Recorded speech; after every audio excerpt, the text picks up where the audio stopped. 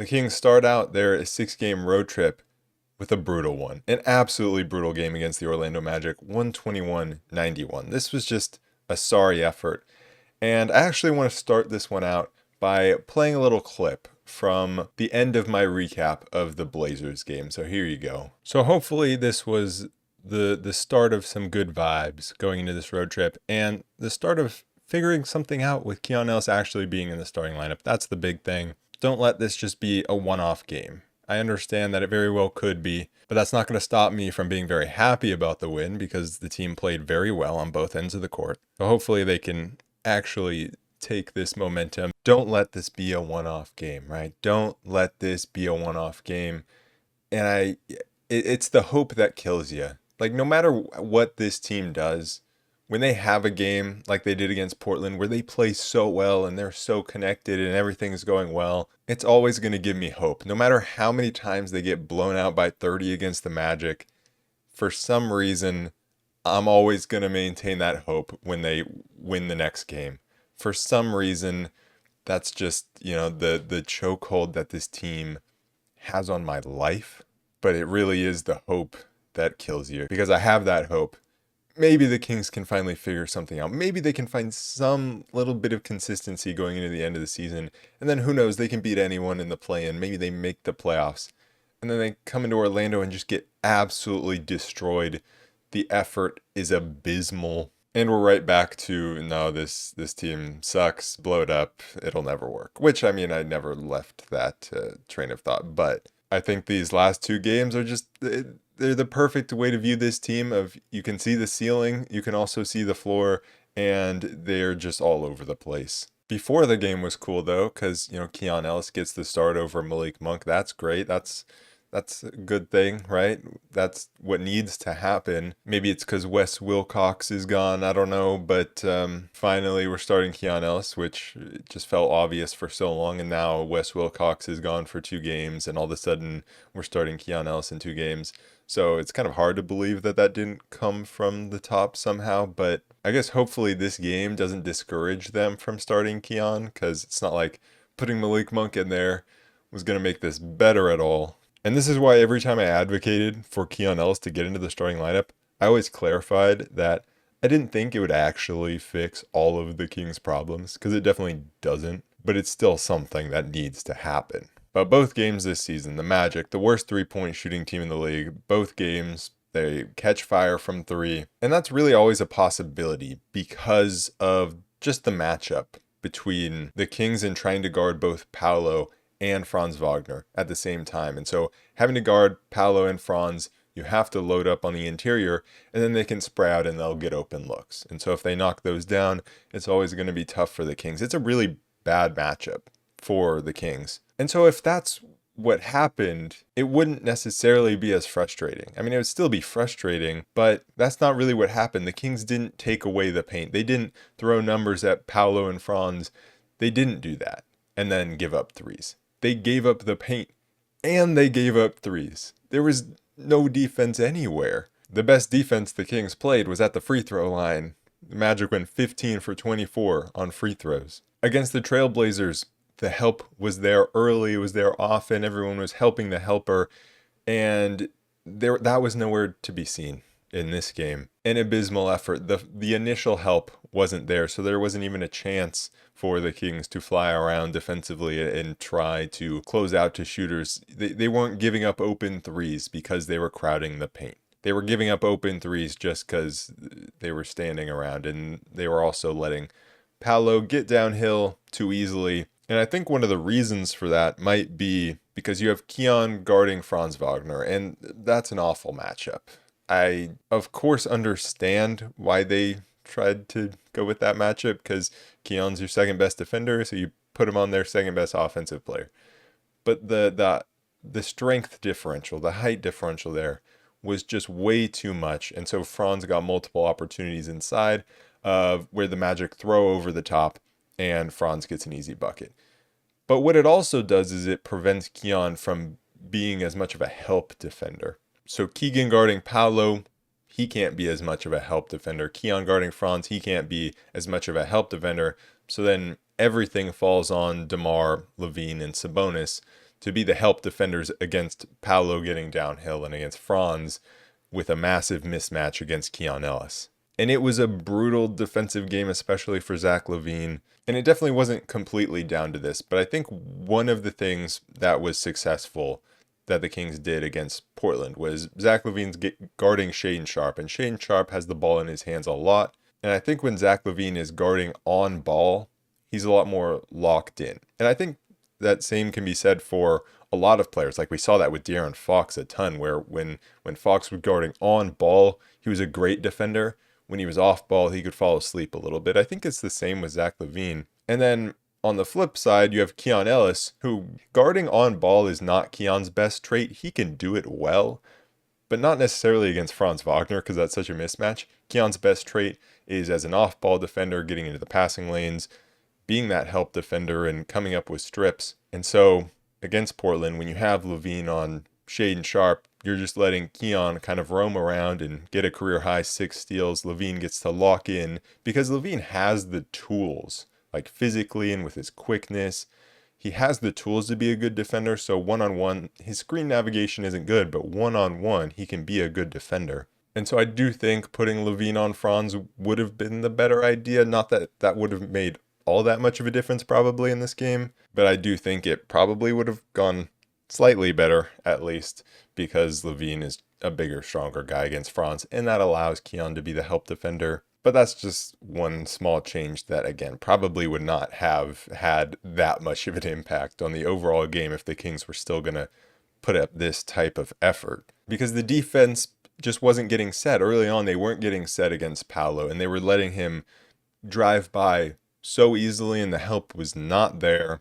It resulted in a lot of fouls. Paolo getting to the free throw line. He went 5 for 11 from the free throw line, so that's not that bad. But against this Magic team, when you're sending them to the free throw line or when they're scoring a lot, then you're not getting transition opportunities the other way. And the Magic are a very good defensive team, and so the Kings really struggled to get any offense going in the half court. Keegan had a couple of early looks and missed them, and there weren't too many paint touches. Nobody was able to get downhill and then spray out to three-point shooters. And the only consistent way that the Kings could really get paint touches was just through posting up Sabonis. And that was effective early on. Sabonis going to work in the post, punishing Wendell Carter Jr. or Goga Bitadze or whatever mismatch he had. Also, LaVine found Sabonis rolling to the rim in the pick and roll one time, and they got Wendell Carter Jr. in a little bit of early foul trouble with 2 fouls. Sabonis had an early 9 points. He was scoring almost all of the Kings' points. Finally, DeMar got a midi to go, and then LaVine got a nice push in transition against Corey Joseph. So finally, somebody else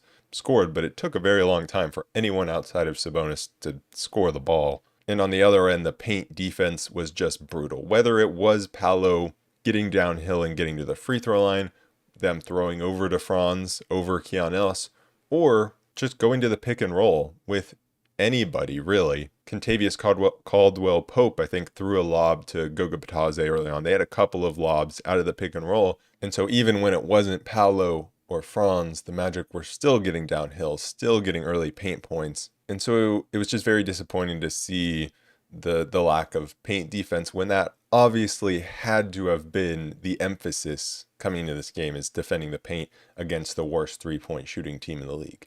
And if they kill you from 3, then that kind of is what it is, because you obviously cannot defend Paolo and Franz with the personnel that you have on this roster, especially not with Jake LaRavia out. At least you can't do it one-on-one. You have to do it as a team, and they did not do that at all. The first substitutions for the Kings was Malik Monk and Trey Lyles. They came in for Zach LaVine and Keegan Murray.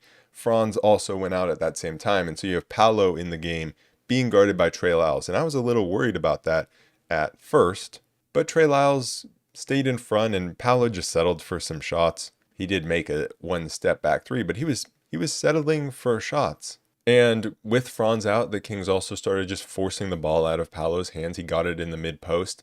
Kings send a double at it. They were getting the ball out of his hands, or he was settling for these shots. But the problem is the rest of the Kings defense was not locked in. They were not ready to get the rebounds. It felt like every Paolo miss got rebounded by the Magic.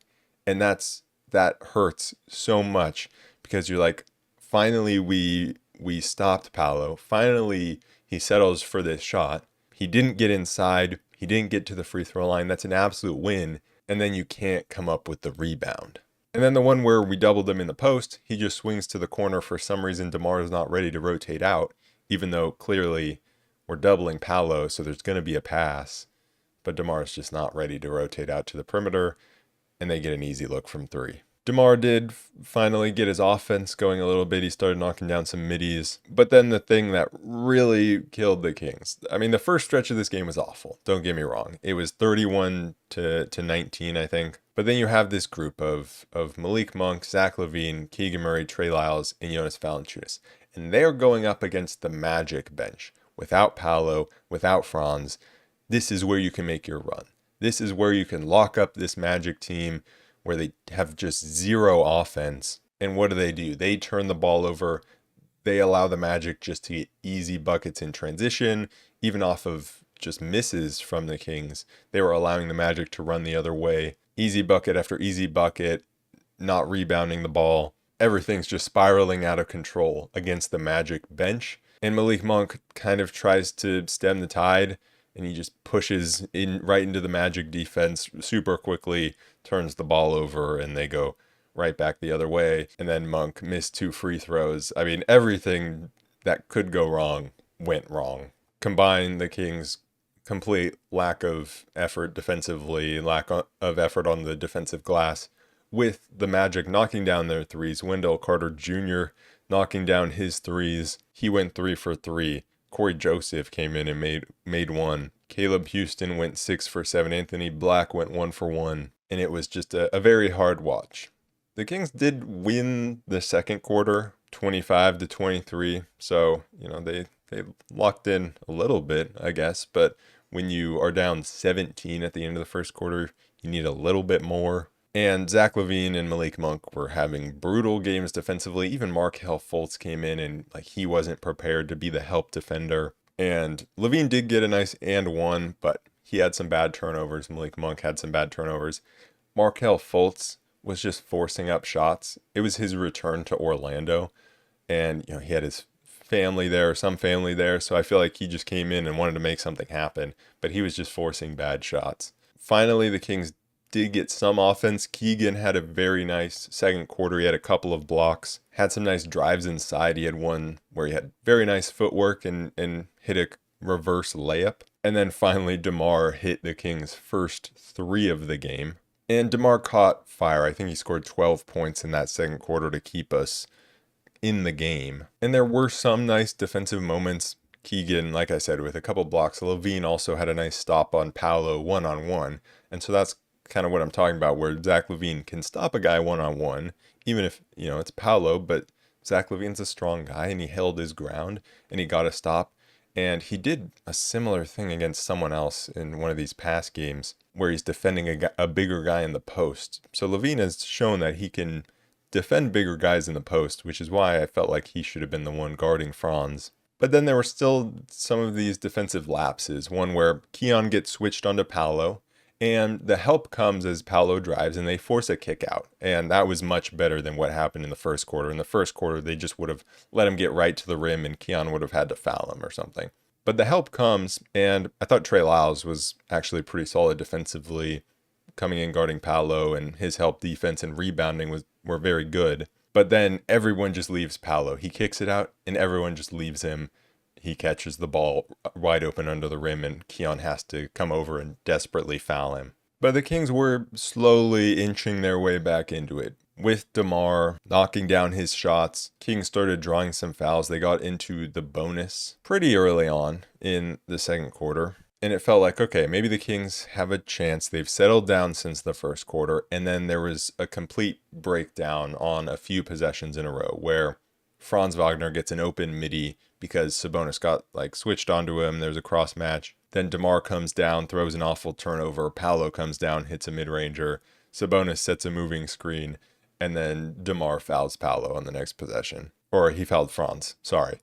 And then the Magic, just like that, back up 20. And so really, every time the Kings were making a run, it was them slowly grinding their way back into the game. And then in a flash, there would be a series of Kings mistakes that let the Magic just balloon the lead.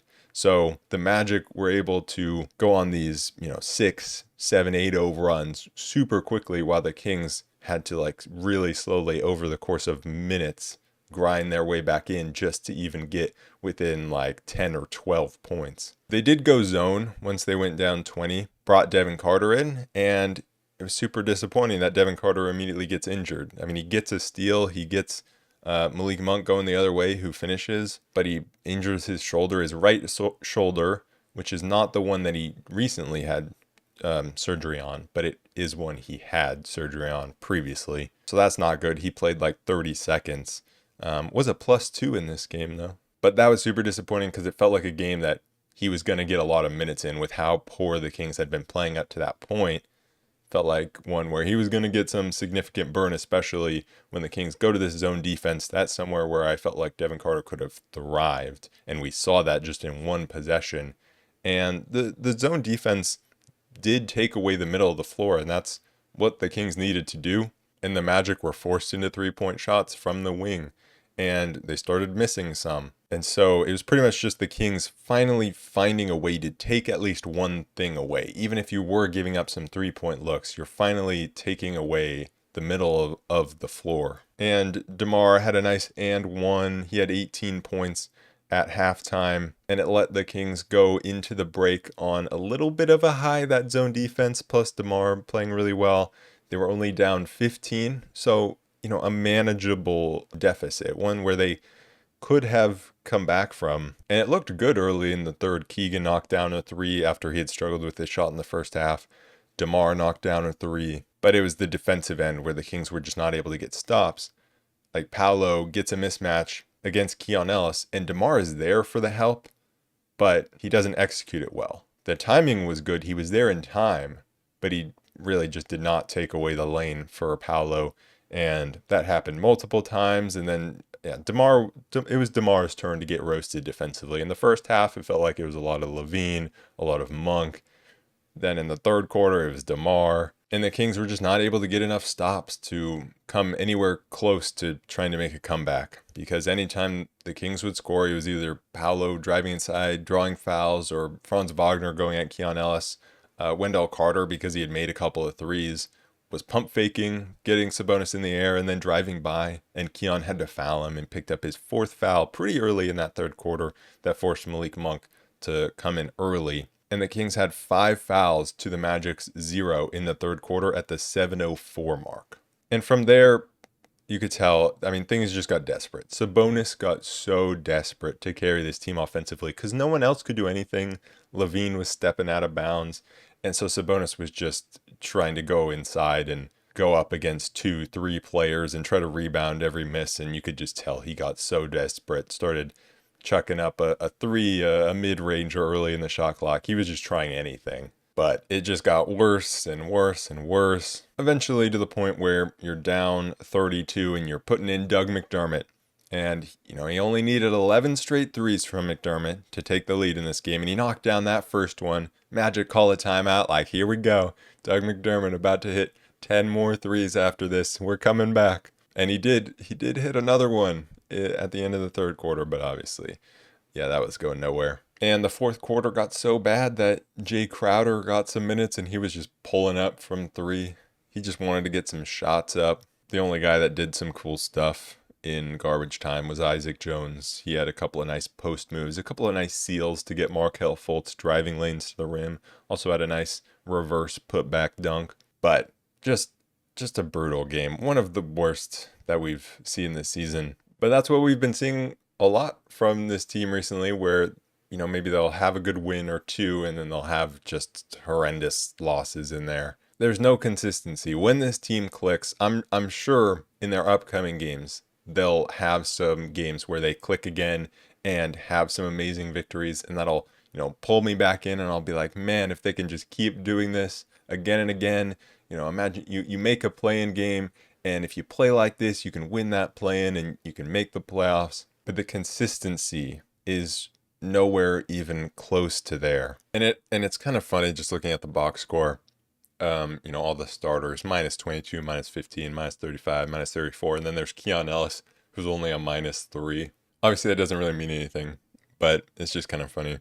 that Keon gets into the starting lineup and in a 30-point blowout, who's only a -3, and Devin Carter comes in and he's a +2. But yeah, I guess we can go through the box score if we have to. Sabonis, 14 points, 13 rebounds. Started off the game really nice, was carrying the team. But then I think once the Magic realized, okay, send bodies at him inside, be as physical as possible with a couple guys around him, and the rest of the team isn't going to do anything. DeMar went 7 for 11 and had 21 points. So those were the two guys carrying the offensive load. LaVine only went 3 for 8 for 10 points, 5 turnovers. It feels like when he's in the pick and roll, he's predetermining things. He's, early on in that pick and roll, he's deciding, okay, I'm going to pass this one instead of, reading the defense. And so he drives and tries to make that pocket pass, even if it's not there. And when it is there, then it looks great. And it results in, Jonas Valanciunas getting to the rim or Sabonis getting to the rim.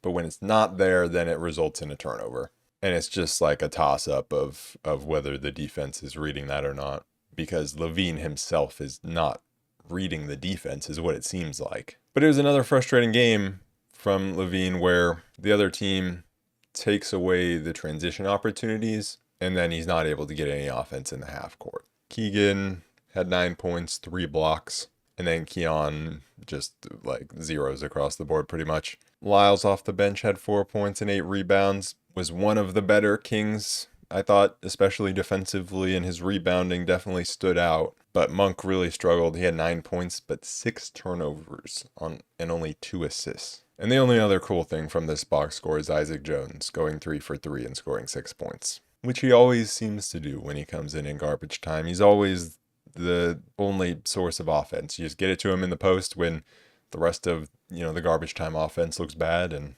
he'll go to work and get a score. It felt like that was a game the Kings needed to win. I mean, I guess not really, because who are you fighting against? You're fighting against the Mavs and the Suns. It really just is a race of who can suck less. The Kings, if they had found any sort of consistency, they would have easily been above both the Mavs and the Suns. But with how the Kings have played, they deserve to be in this mess of 3 teams. The 9 through 11 spots in the West are the spots of sadness, really. And so, look, I mean, the Kings, they go to Indiana, they're probably going to lose, and then they're probably going to blow out Washington and Charlotte, and we're going to be like, yeah, let's go, maybe, get some momentum here. And then they'll go to Cleveland and Detroit and lose. And anyways, that's my prediction of what's going to happen. But next up, it is the Pacers. They are coming off a game where they scored 162 points against the Wizards. They play later tonight against the Thunder. But they've been playing really, really well lately. Only had that 1-point loss to the Lakers. And before that, they had won 5 straight, 2 against the Timberwolves, 2 against the Nets, and 1 against the Mavs. So they are surging. And we saw against the Magic, the Kings not be able to defend the pick and roll at all. Multiple easy lobs for easy alley-oop slams. Against the Pacers, if you can't defend the pick and roll against Tyrese Halliburton, you're going to get picked apart defensively all night. So that's got to be a point of emphasis. And then offensively, you just got to find some pace. Get some easy buckets in transition, because there was none of that against the Magic. Magic took all of that away. Anytime you can, you got to get out and run and get some easy buckets. Unfortunately, there will still be no Jake LaRavia for this game. He had a bone contusion on his thumb, so he's out 7 to 10 days. And then, by how Devin Carter was holding his shoulder and how they ruled him out almost immediately from returning to the game against the Magic, I would assume he's probably going to be out as well. The last time the Kings played the Pacers, it was one of the saddest games of the season. And I've said one of the saddest games of the season probably a million times this season. So it's not like those are uncommon. We've had plenty of very sad games. But it was at one of the lowest points of the season. Pacers won 122-96. It kind of felt like when the season was falling apart. Feels like something very similar could happen. Again, if the Kings don't come out with the energy that they had against Portland. If they come out like they did against the Magic, they're going to get absolutely ran out of the building and probably allow 140 points. And to some people, maybe that's okay because you want the Kings to lose and keep the pick. And in the grand scheme of things, it probably is better for the Kings just to lose and keep their top 12 protected pick. But for me, I'm someone, I feel like there's just been a lot of debate about this. especially on King's Twitter. It's like, are you a true fan if you want them to win and not for the greater good of them losing and keeping their pick? Or are you a true fan if you want them to lose? It's all so stupid. You can fan however you want to fan. You can root for the team to lose because you think that that's for the greater good in the future. That's not what I do. Okay, yes, it may be better for them to lose, but when I'm watching a game, I want them to win. And so hopefully they come with the requisite energy in this one and at least don't get run out the building. At least put up somewhat of a fight. So anyways, that is it for this episode of the Roll Report. I will be back on Monday to recap that game against the Pacers. So I will see you guys then. Peace.